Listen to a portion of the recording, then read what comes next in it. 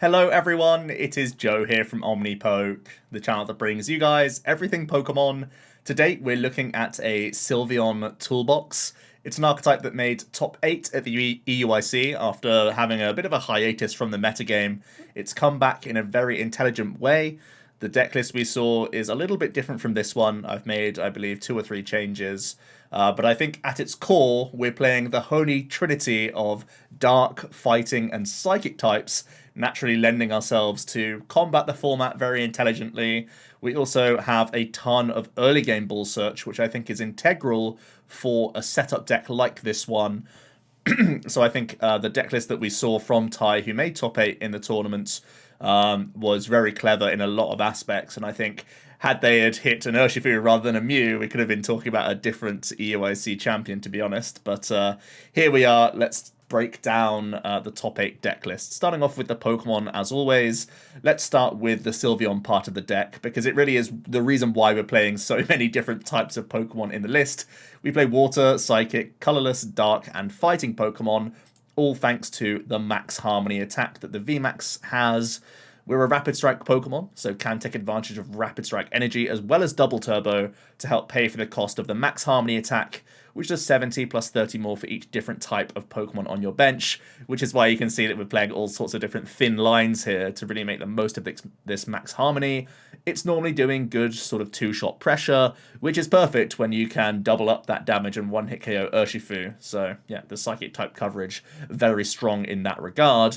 But also, in many instances, you will still get the Sylveon V into play, because Dream Gift is a fantastic way to end your turn. Similar to an Intrepid Sword or a Gorman dies, the Dream Gift allows us to end our turn, but we get to search our deck for an item card and put it straight to hand. This is a great way to help us guarantee a turn to Arceus V-Star via grabbing Incense or Ultra Ball, and in a format with so few hand disruption options in decks. Mew, for example, plays none. The Rapid Strike Urshifu decks oftentimes play none either. You can pretty safely say that you're going to get that V-Star on turn 2, which is really nice. So you only really need to play one Incense because you've already been covered by Ultra Ball anyway. So those are really good things to pick up to end your turn, knowing that next turn you're going to have a pretty good one. Failing getting the V-Star, you can at least get like a Crobat or an Octillery and get things pieced together from there. Sticking with the Rapid Strike train, then, we are going to play the 2-1 line of Urshifu. Of course, this did astoundingly well at EUIC, this being the sort of 6th Urshifu deck that made it into our top 8. And you can see why. This is a very efficient 1-energy attacker when you need it to be. We are playing 3 copies of Rapid Strike energy, so Gale Thrust can come on in and finish off Pokemon when need be. And we also have that G-Max Rapid Flow, being able to target 2 Pokemon for 120 damage. Obviously, Arceus is a little bit afraid of this. They're likely playing the likes of Dunsparce and Manaphy these days, but you still have to threaten it, still force it into play. And we are playing the combination of Urshifu alongside Avery, which is exceptionally scary and can put your opponent into very weird board states at times. So the Urshifu still pulls its weight here. You can power it out of nowhere via Melony and Rapid Strike energy, so the Rapid Flow is basically always online and something your opponent has to be a little bit afraid of. Rounding out the Rapid Strike stuff, then, we have the Octillery. It's a Water type to help with the Max Harmony, and the Rapid Strike Search is a fantastic ability to fall back on. It means that we can get a lot of these thin lines of Pokemon out of the deck, which is never a bad thing. It can access our Rapid Strike energy, which is great for 2 of our main attackers. It can get a switch out when needed with the Tower of Waters and a Stadium Bounce if you need to as well to help you Starbirth, which is great. And we're even playing a couple copies of Karina's Focus in the deck. You normally see this in the Rapid Strike Malamar archetype. But with the help of Ultra Ball and Quick Ball, typically you can thin your hand down to get a reasonable number of cards here to Marnie-proof yourself or to just draw some additional cards throughout the game. So Karina's Focus, despite feeling worse on paper to the likes of Professor's Research in terms of how far you can dig, it's still getting you a little bit of value here and there, and it's always searchable via the Octillery, essentially making this card like a more flexible barrel in many ways, where you can get cherry picking of certain cards, but at the same time you can always have the fallback of just a little bit of draw here and there, which I think is pretty cool. Ty's list was also playing the Fan of Waves, which can give you some extra defense against the likes of Mew by putting things like Fusion Energy back into the deck. I have chosen to cut that, but it certainly is another option with the Octillery. Then we have our 2/2 Arceus V Star, also a decent attacking presence. The Trinity Charge is a great thing to get, especially if you can do this before something like a Trick Wind and the Whimsicott matchup. You can get yourself a lot of basic energies out into play and really make their hammers far less powerful, which I think is very important. But it's all about the Starbirth and the Trinity Nova here. As we know, super overstated card for a 2-prizer. The Starbirth can make all sorts of wacky combinations happen for us, which is very important when we play such thin lines of most of our attacking Pokemon. And Trinity Nova can be used quite well to power up Urshifu, Sylveon, or any of our dark attackers that I'll get onto in a moment. Although this doesn't hit for weakness, this is still good enough at knocking out many 1-prizers on turn 2, or even some 2-prize Pokemon alongside Boss's Orders. So still a decent attack, and is powering up our other guys on the bench, making us have multiple threats, which is never a bad thing. Then we have a 2-1 line of the Crobat VMAX. Double Crobat, really nice to have that dark asset available to help us dig towards things like VIP Pass, so we can end our turn on, you know, the likes of Arceus, Sylveon, sometimes Urshifu in play, sometimes Remoraid. These are great Pokemon to establish as early as possible, and the Crobat gives us that extra dig to try and find these VIPs, so very happy to see it. And of course, rather than leaving just that easy 2-prize Pokemon in play, why not evolve up into a 3-prizer, which has a lot more hit points to deal with for the opponent, and it also converts into an attacking threat here. Stealth Poison can do a little bit of hit and run if you need it to, but really the Max Cutter comes in here, hopefully is going to be helpful at dealing with the likes of Mew, because again, weakness is going to be timesing this 180 number by 2 to knock out Muse, which is obviously very dangerous. We are playing Path in here as well, and we are playing Big Charm to hopefully bump these numbers up and make it even more difficult to knock out the Crobat all in one turn, so that's really the hope here. Our fallback is also to play a Galarian Moltres V. You can power this up in a turn with Melony for the water energy attack cost, turn attachment, and the Dire Flame wings, so you can burst a Moltres out of nowhere, which is kind of helpful against the Mew for certain. We are playing majority 2-prize Pokemon against Mew, which can be a little bit sketchy, but being able to Grinch them down early and also having the fallback of Path, hoping that the likes of Crobat and Arceus can tank for a turn, is basically your game plan. I do know that Ty lost in top 8, of course, to Mew, so that matchup may need a little bit of work, but that's something that you kind of have to deal with the archetype. And hopefully, seeing Urshifu Dark doing so well against Mew throughout the entire weekend, maybe some Mew players are thinking twice about the archetype in general. So that's the Pokemon, and that's the majority of the creativity, but there are some ball search to go over. Lots of the basic search, I think, is the most important thing here, so you can Dark Asset in the opening turns and dig deeper towards more basic stuff. Obviously, you have Dream Gift, so you only need 1 Incense to cherry pick out of the deck. We are playing Paths, which obviously can slow down opposing Arceus players as well as Mew players, which is vital to try and have a matchup there. And this is where the most of my changes came in. I have taken out a Judge to go for double Marnie, just because I prefer the extra card more often than not. Again, it's slightly hurting your Mew if your opponent is able to get that Rotom Phone to the top of the deck. Oftentimes, from what I found in their opening turns, regardless, they're so focused on trying to get a lesser Sparkle in the first place that they have to have drawn an absolutely insane hand to be able to Sparkle and Rotom Phone and get the Meloetta and everything else, and weave in a defensive phone at the end of their turn. Essentially, you just take your hat off to the Mew player at that point. And I think, in general, you prefer the extra card in basically every other matchup to help you have a bit of hand refresh. I'm also going up to 2nd copy of Melony and 3rd copy of Water, so my cuts were Judge to Marnie, Melony instead of Pal Pads, and Fan of Waves out for Water Energy. My reason being is that I want to have extra burst potential with the likes of Urshifu, with the likes of the Moltres, and I also want some extra energy protection against Whimsicott, because they're a hammer-based deck. They're very frustrating when we are very focused on basic energy. So having that little bit of extra energy recovery, I think, is a slightly smarter choice based on the metagame that we've come into. And the Peonia stays in the deck. It's a weird to have it as a one-of, but because we play so many important one-of attacking Pokemon, I think it's still value. And let's not forget, you can always Starbirth for the Peonia, so even though you don't have much draw to supplement this card, if you're in that panic situation, you can Starbirth for Peonia if you really must. So yeah, something to bear in mind there. We have some tools again. Health buff is obviously very decent. Damage mod with like Choice Belt is very useful with Urshifu, with Moltres, with Arceus, as we know, so very decent all round. And the energy, you know, Double Turbo can be useful for Sylveon and Arceus. The Dark Energy, obviously, for our Dark Chaps. The Water is useful with Melony, and we have so many colorless attacks, it's fine.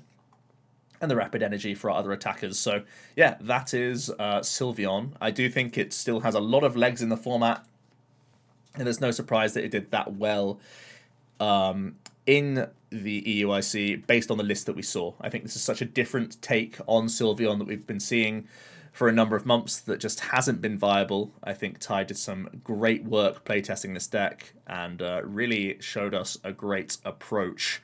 So it doesn't surprise me at all that they did so well, because they're clearly very adept with Sylveon. So let's see how it does on the ladder for us today. I think a lot of people will be picking up this archetype. I think it's got a lot of options and naturally poses a threat to Urshifu, which I think is important as a knee-jerk reaction to the EUIC. And it still embraces the toolbox aspect of the game as well, which I think is quite popular right now with so many different archetypes being viable, that it makes sense to try and cover your bases in lots of different ways here. As our opponent is going first, they lead out a Sobble. We do have a Rapid Strike energy in hand, actually, so we could be threatening a Magical Shot KO as early as turn 1, which is pretty dangerous for them, actually. Let's see what else they can do here. They at least have a Quick Ball, so they're not getting donked, which is good. But we probably will be looking to take a prize here, no doubt. They could easily be playing the Urshifu deck with the likes of that Moltres in there. But looks like they're playing Arceus VSTAR with a Dark package. Still likely to be a popular archetype. Our hand is Absolute Flames, though. We can discard Dark Energy and switch. We can go Crobat fishing if we want to, or I could just develop an early Arceus, potentially, hold on to the Incense and just draw some cards with Karina. I think that's probably going to be our best line. Let's see if our opponent gets an attachment down or not. They're playing their own type coverage toolbox, so Hooper V is kind of a check to our Urshi, so we may have to deal with that before anything else. We do draw into Avery. It's a bit of an awkward draw, but I think I'm fairly happy getting rid of these two here.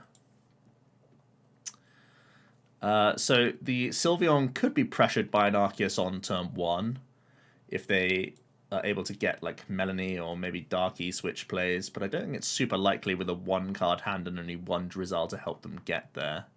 So I think I'm going Arceus, attach active, Karina for 4, knowing that I have the VMAX in deck. Urshi VMAX is here, Arceus is here. Most of our Pokemon are here, actually.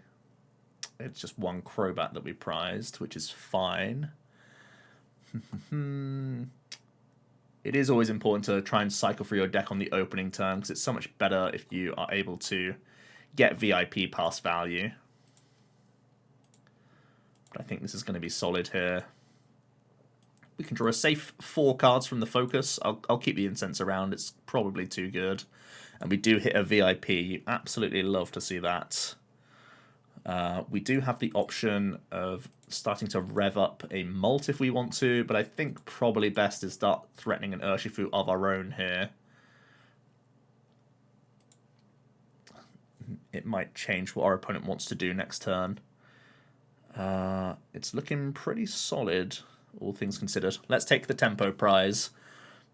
I think this is probably our best play. It does open up the door for Raihan from our opponent, but leaving them with the 1-card hand. Yes, they did a lot of Ultra Balling and didn't go for a Crobat, but we might be pretty safe here. They go Sobble active. Interesting. They're just going to Marnie us. Our hand was very good, but they're not going to have a tempo turn really here. We hit Crobat and V-Star. That is crazy. That is crazy. Okay.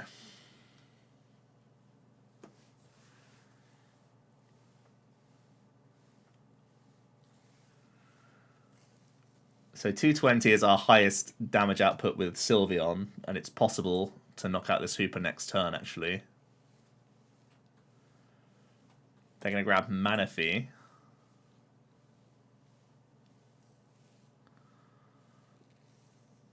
They get the energy drop on Arceus.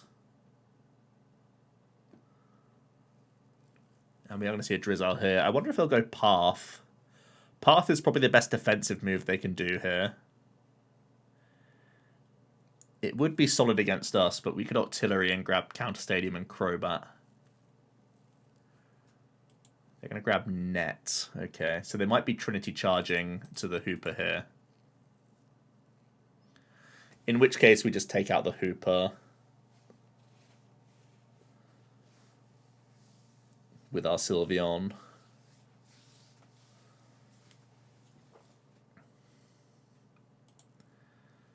So the tempo plan's gone pretty well.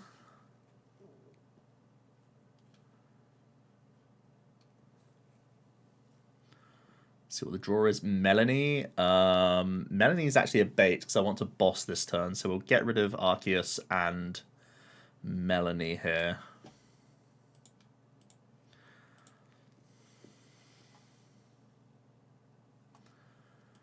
Because we would prefer to boss his orders.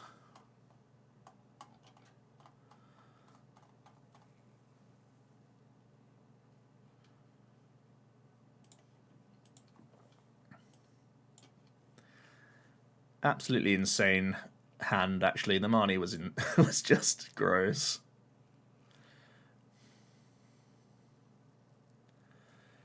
We don't get much help here, but we can still get what we want, right? 3, 6, 9, 12.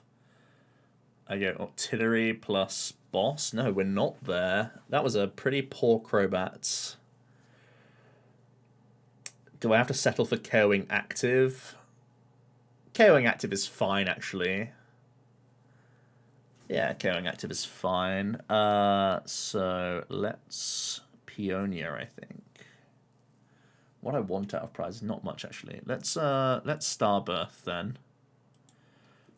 We'll certainly grab Octillery, and I think we just grab the next Sylveon here, so I can actually take the KO on the active. Alternative is that I take Choice Belt and keep the bench slot open.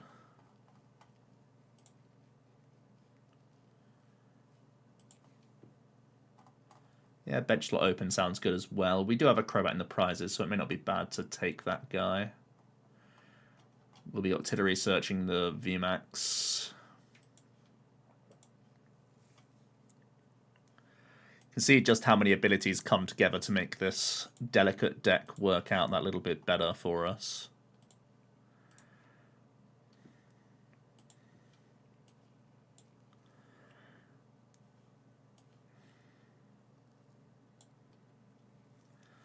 I guess I don't mind using Peonia just to put some of this stuff back into the prizes where I don't need them. Actually, let's go 4, 5, 6 because it's easier to remember.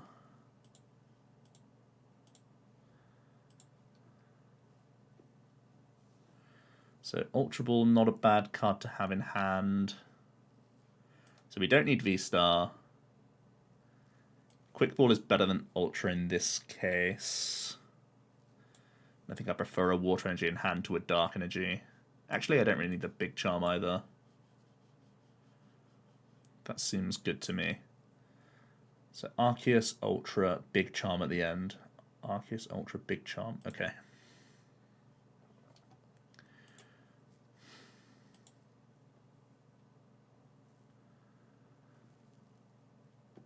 So I believe this is prizes 2 and 3. If not, I'm going to feel very silly here. This should be Arceus, Ultra, Big Charm, right? And these are the other 2 cards? Okay, not correct. So I take from bottom. Okay. I haven't used Peonia before on this game. Why, if they're going to do the 1, 2, 3, 4, 5, 6 thing, after playing a Peonia, why don't they have the numbers in the places? Like, what? Just a quick developer note there. As much as we all hate PTCG Live, PTCGO could also be better. It's fine, it's fine.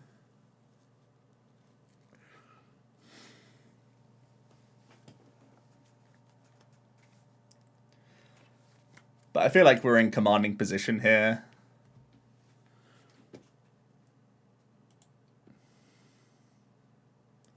Our opponent is pretty far behind. We have a response KO lined up already on the Hooper. Don't really know what they could make out of nowhere, which would be a huge problem for us. A baby Moltres isn't dangerous just yet. They're going to get a big Moltres, okay. There are no Dark Energy in the discard pile just yet.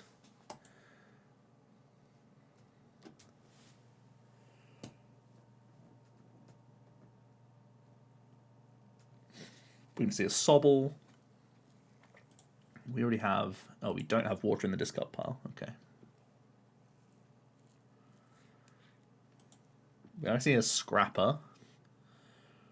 That does force us to put an extra Sylveon in this spot, which is annoying, because I would have liked a Galarian Moltres here, just self-powering up, but oh well.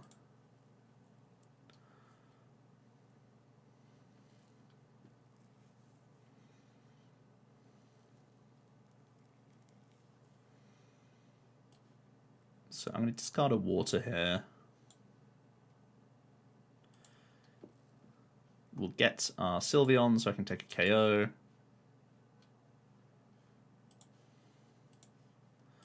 Seems like a reasonable choice.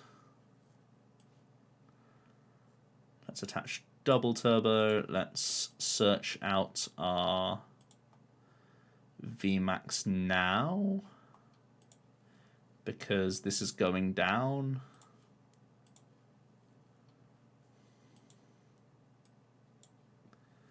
And let's Marnie to try and give ourselves 5 fresh cards towards boss, which we are able to find.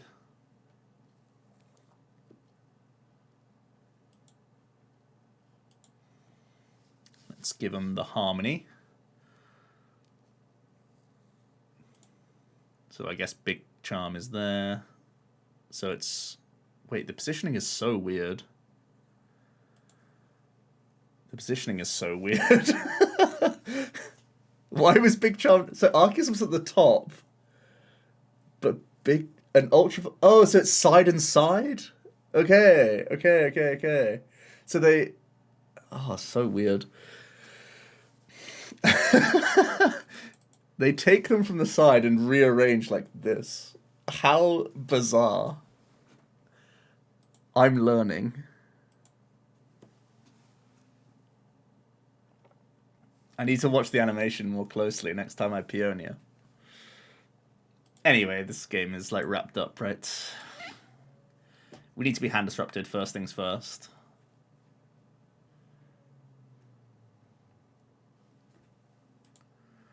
It's hitting itself down to 190. We have lost our belt, so it would take a KO. But I think they're just toast here. They didn't hand disrupt us.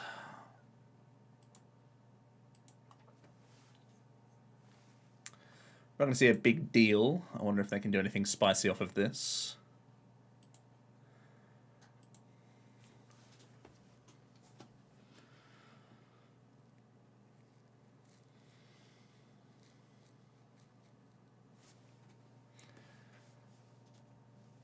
They're definitely taking their time to see if anything wins them the game. They're in a bit of a sticky situation, though. Yeah. They realize they cannot. So let's get another game in. Working our way towards a spicy Bruno filler. Love to see it. I also forgot to talk about the sponsor of the video. This is the lovely Potown store. Go ahead and use code Omnipoke for 5% off all your PTCGO code needs. I really am getting rusty at putting that in the right time. I've tried to put it not at the start of the video, but sometimes I forget altogether. I just want to be out here playing Pokemon, man. Okay, this is a pretty decent turn 2. We have some draw, we have some turn attachments. It's not looking too bad. We can live with this. Icy Boy, okay. Might be a pretty tricky matchup. I mean, we don't hit any of the icy stuff for weakness, so already they're going to be tanking more than usual.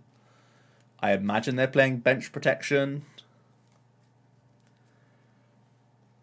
So we'll see what happens here.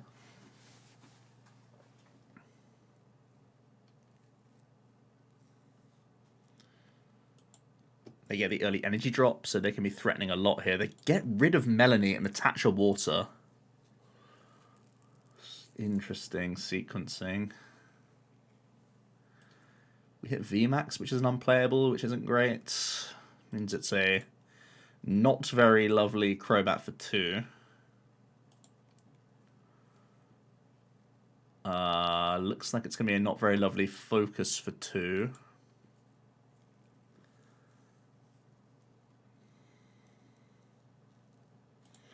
And I guess it's an okay strafe. The fact that they attached meant that they can be gusting, KOing this Urshifu, which is a little bit ugly for us. But we'll have to accept that for now. We didn't find any of our 11 Bull Search outs in the opening turns, which is a bit of a feels bad. Especially those VIPs, which now are just complete bricks.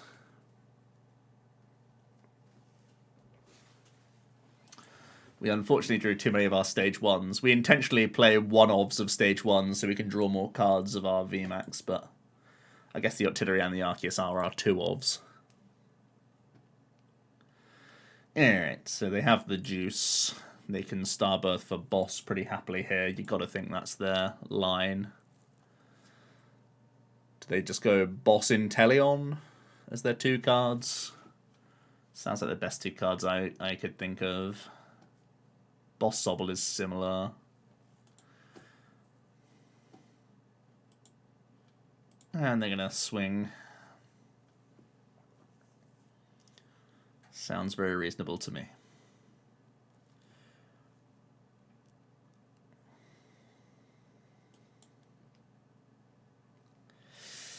This is a very dicey opening for us.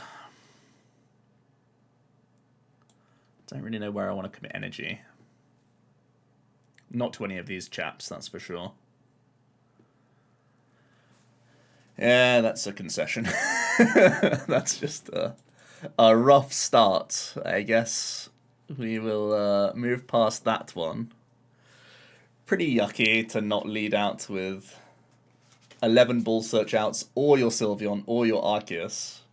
That's actually insanely low odds. Missing like all 16 of those cards from the top 12 cards that you saw in your deck. Yeah, crazy actually. But when you're not hitting for weakness, the deck is obviously admittedly much worse. So there you go. And it's times like that where you look at the Karina's Focus and think, man, I'd like to discard and draw 7 right now. But there are certainly times when the Focus feels much better as well. So.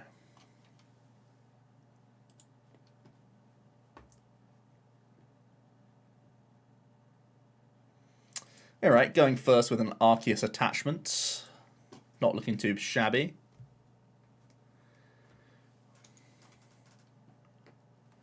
Whimsicott. Okay.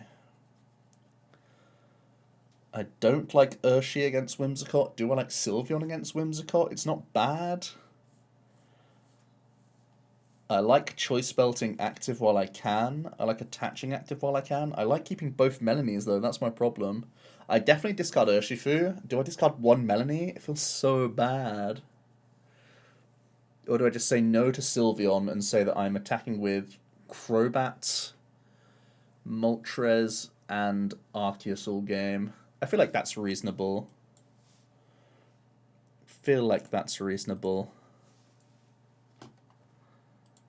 Crobat is here. Arceus VSTAR is prized. Do I have Peonia? Yes, okay. And Moltres is here as well. Okay, not bad. So I can go attach, Crobat for 4. Reasonable. I'll allow it.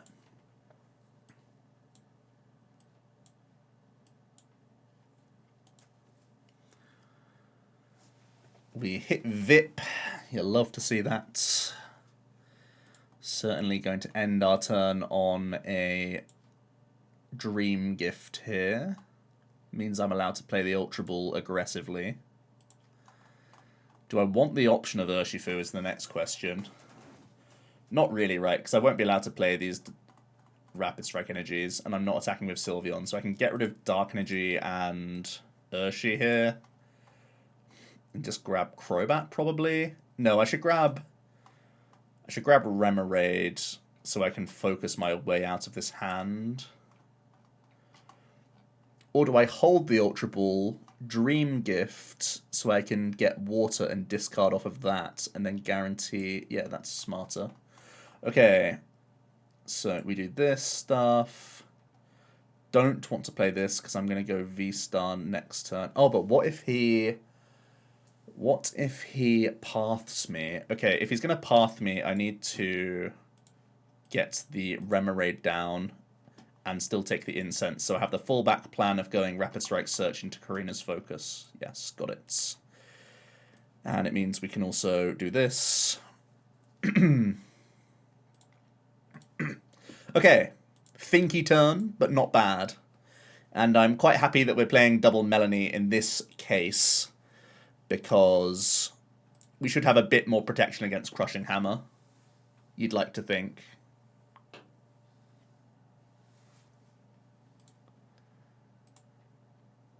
And there it is.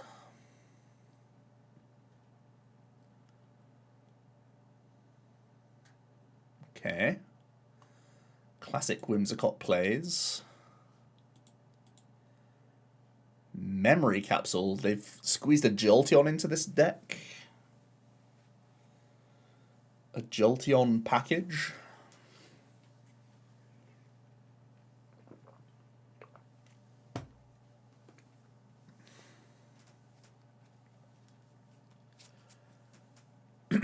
They're playing Luminion as well, so this is quite different to Frank's list.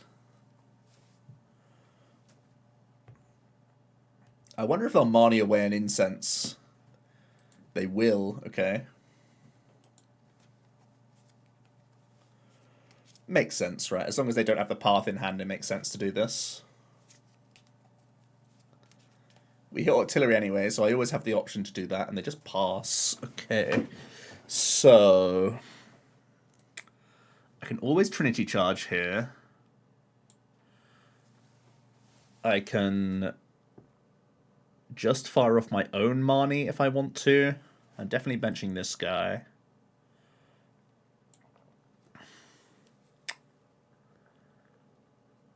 Marnie just has to be our best play here. Most amount of cards towards V-Star.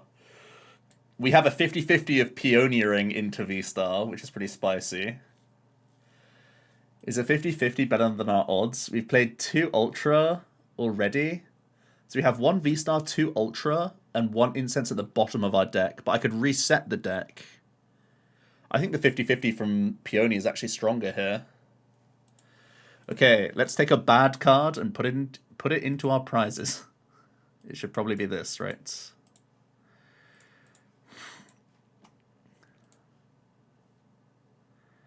And let's rip the Peonia. 50-50. Right, so this is our left side of our prizes. Left side of the prizes. Oh, nice. Okay, I am a genius. Okay. Alright, so I certainly don't want you. I don't want you. And I guess I don't want you.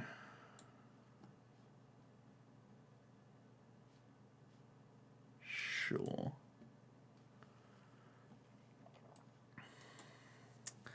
Gotta love those 50-50s. Alright, let's get the double turbo in while I can.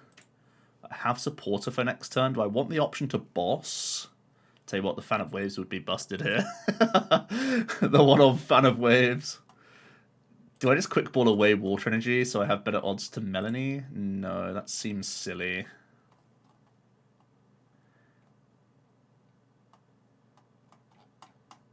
I think I just want the option of Melony in hand.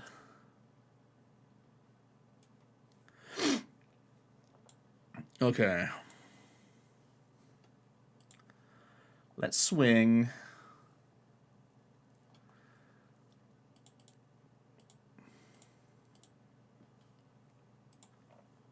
So we're going dark here. Waters to our Arceus.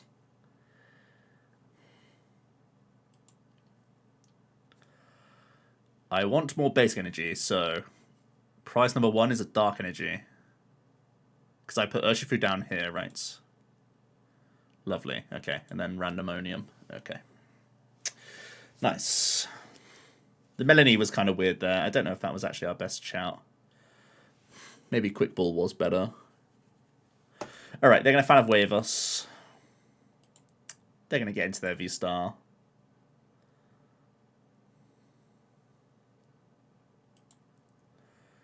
They can begin their Trick Wind shenanigan. I think I'm going Attach Retreat Melony.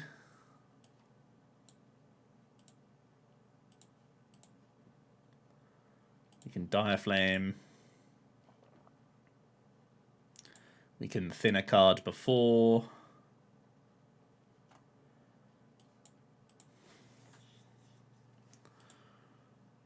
Play the Melony.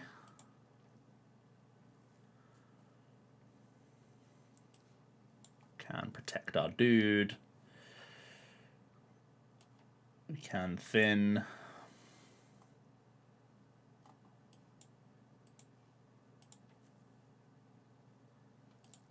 Seems good. Let's swing.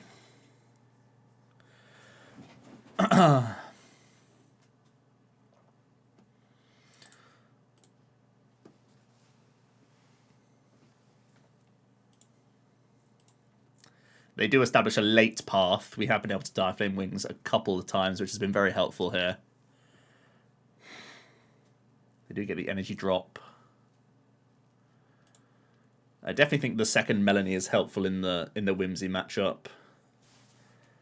Certainly been good for us up to now. They must be debating a Fluffball Star. It'll do 160 into us, but no, they don't go for it. Which means I get to attack again with this boy, which is insane.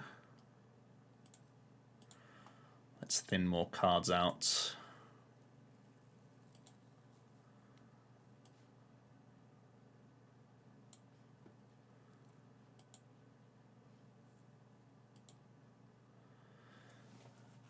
So we don't want our left-hand side prizes. We want these ones. Still unplayable. Not great. Okay. Looks like we are rolling them, though, with enough basic energy so far. They've ended up supporterless. They do get to get in the way, but that will be the game. Going down fighting. Gotta respect it. But hey, that's a slightly tweaked Sylveon list from the one we saw at EUIC. We had one very rough brick, but in our other games we were in complete control, to be honest. Like, being able to Dream Gift into V-Star is just crazy. And yeah, you can do all sorts of things. You just gotta play flexibly.